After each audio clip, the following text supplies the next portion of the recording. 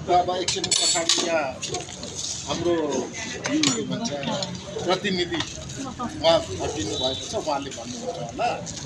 तर जे होस् यहाँ एकदम राम्रो भइरहेको छ। म एकजना मान्छेलाई मात्र परिचय गराउँछु, अरूले सबैले मलाई चिन्नुहुन्छ। म चाहिँ डम्बरू अक्सो, किराँत दक्षिण चुम्लुङ ललितपुर जिल्लाको सचिव। यहाँ जनसाहब मैले भनेको अरूलाई। अब यहाँ हामी किन जम्मा भयौँ, को जम्मा भयौँ, अब भविष्यमा के गर्ने भन्ने कुरो चाहिँ यहाँ हाम्रो ललितपुर जिल्लाका अध्यक्ष क्याप्टेन टङ्कबहादुर जबेको साथले भन्नुहुन्छ र उहाँलाई एकछिन सुनिदिनु हुन अनुरोध गर्छु। धन्यवाद साथी। हजुरहरू सम्पूर्णलाई सेवारो अनि कुन चाहिँ हो मेरो भन्दै अब सबैको मातहतमा चाहिँ मैले बोल्नुपर्ने आयो। यहाँ महासचिवजी हुनुहुन्छ, सङ्घीय सदस्यजी हुनुहुन्छ, सम्पूर्ण किराँत चुम्लुङको पदाधिकारी हुनुहुन्छ। सबैभन्दा पहिला केन्द्रीय सल्लाहकार पनि हुनुहुन्छ। सबैको बिहाफमा मैले चाहिँ 2-4 शब्द बोल्नु पर्यो, स्वीकारिदिनु होला। सबभन्दा पहिला हाम्रो बहिनी सुक तुम्रो र भाइ नारायण यही टेबलमा हुँदै गरेको सम्झना अझै पनि झलक्क छँदैछ। तर बिचमा समय कति बित्यो भनेर हेरेको त 17 महिना भएको छ। 17 महिना अगाडिको झलक्क यति ताजा छ। बहिनी र सुक तुम्रो बहिनी र हाम्रो रूपा बहिनी दुईजना चाहिँ सक्का सुक गरेर रोएको ठाउँ यही नै हो। अहिले उहाँ 17 महिना कति सङ्घर्ष गर्नुभयो होला, बेलायतको हामीले भलाकुसारी गर्न पाएँ, उहाँ कसरी दुःख पाउनुभयो। 17 महिनामा धेरै सङ्घर्ष गर्नुभएको छ।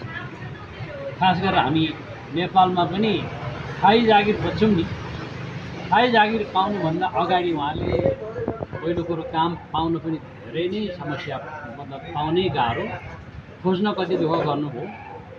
र भर्खरै 17 महिना पछाडि एकदम शुभ समाचार हाम्रो सुक बहिनीले चाहिँ थाई जागिर पाउनु भएको छ।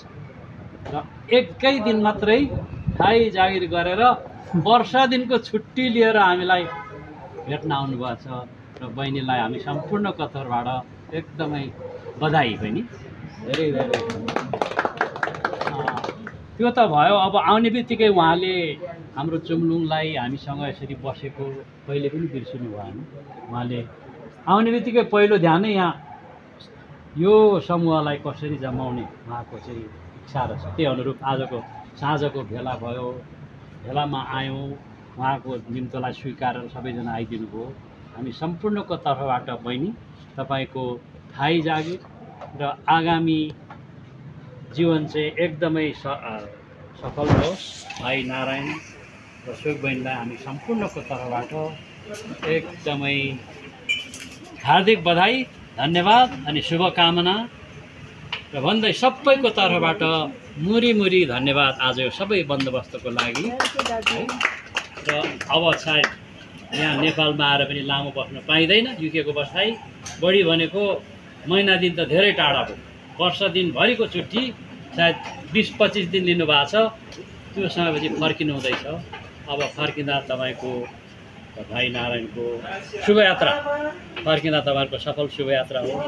र यसरी नै हामीलाई जहाँ भए पनि सम्झिनु भएको छ। खास गरेर बहिनीको सक्रियता, युके गएर पनि हामीलाई उहाँ यति सक्रिय हुनुहुन्थ्यो।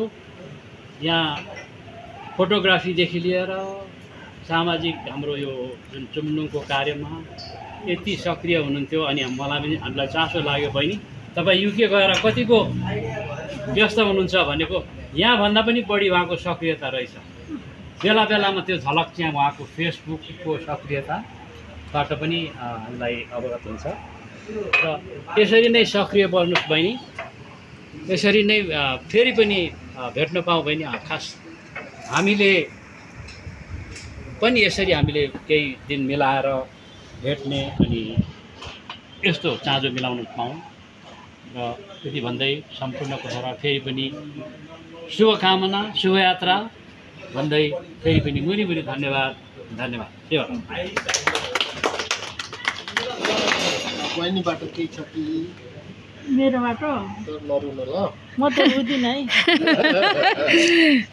अब त रुनु हुँदैन दिदी सबै सबै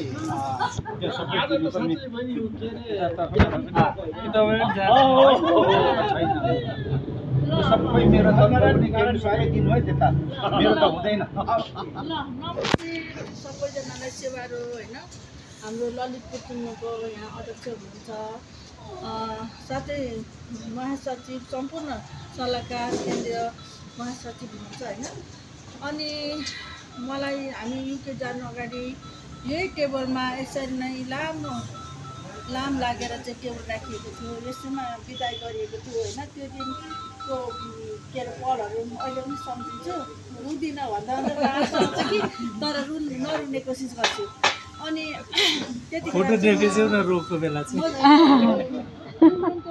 हरेक मेम्बरहरू चाहिँ मेरो गार्जियन जस्तै मलाई फिल हुन्थ्यो र हुन्छ पनि अहिले पनि भइरहेछ अनि अब यो युकेको सङ्घर्ष त छँदैछ त्यहाँ चाहिँ एउटा यस्तो बोइलर लाइफ फिल हुन्छ मलाई के कहिले नेपाल गएर खुल्ला आकाशमा बाँच्ने जस्तो फिल भयो क्या मलाई चाहिँ सुरुमा त झन् 3 महिना त म काम पनि थिएन एक पैसा पनि 1 पाउन्ड कमाउने मेरो यो पनि थिएन होइन म त नेपालै जान्छु जस्तो फिल भएको थियो फेरि अब काम सुरु भएपछि व्यस्त भयो त्यतिकै समय बितेको थाहा भएन अनि त्यस्तै गर्दा गर्दै अब यतिको महिना बितिहाल्यो र मेरो अहिले यो पाउँदा छुट्टी त थिएन तर फ्यामिली रिजनले गर्दाखेरि श्रीमान पनि अलिक अस्वस्थ नाति मसिनो अनि आन्टी जानुपर्छ भन्यो छोरीले पनि अनि त्यही भएर यो रिक्वेस्ट गरेर यो 1 वर्षभरिको इन्डिङको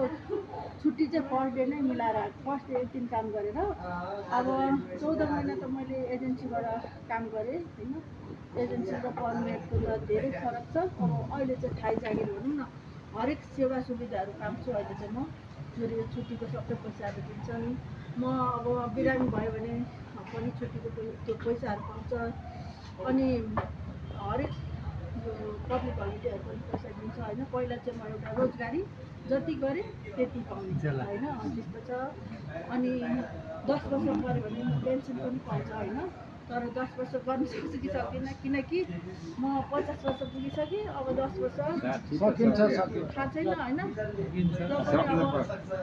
सकिन्जेल कोसिस चाहिँ गर्नेछु अब नेपाल आउने बित्तिकै तपाईँहरूलाई सम्झेको थिएँ हतार पनि थियो बाजेलाई फोन गरेर लु दमक जानु अगाडि ग्यादरिङ गरौँ भनेको थिएँ फेरि दाइ उता पूर्व हुनुहुँदो रहेछ अब त्यही फोन गरेर भन्नु म चाहिँ फेरि हतार चाहिँ गरिनँ अनि आएर चाहिँ फेरि सम्पर्क गरेँ फर्किने बेला भइसक्यो अनि आज बाजेले चाहिँ पहिल्यै बाचा गर्नुभएको थियो तिमीले केही खुवाएन भने हामी ज्वाइँ मान्दिनँ भन्नुभएको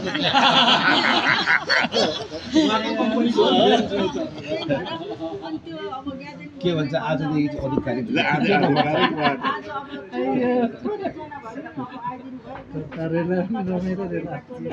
अवसर पनि जुर्यो होइन अब भोलि र पर्सि मात्रै छ मेरो समय यताउता निकर्सित अब बिहानै 6 बजी नै सकेको हुन्छु होइन अनि आइदिनु भयो अब एकदम खुसी लाग्यो तपाईँहरूसँग भेट भयो होइन मेरो बाजेले भन्नुभएको र मैले गरेको बात पुरा गर्नु सक्यो जस्तो लाग्यो तर अनफर्चुनेटली यो विस्की चाहिँ मैले खोलेको ल्याएको छु क्या किनकि म हतारमा थिएँ मिस्त्री पनि काम गर्दै चाहिँ कपाल पनि नपरिहाल्छ भदनले चाहिँ झोलामा हाल भन्दै चाहिँ उसले चाहिँ खोलेको चाहिँ हालेछ क्या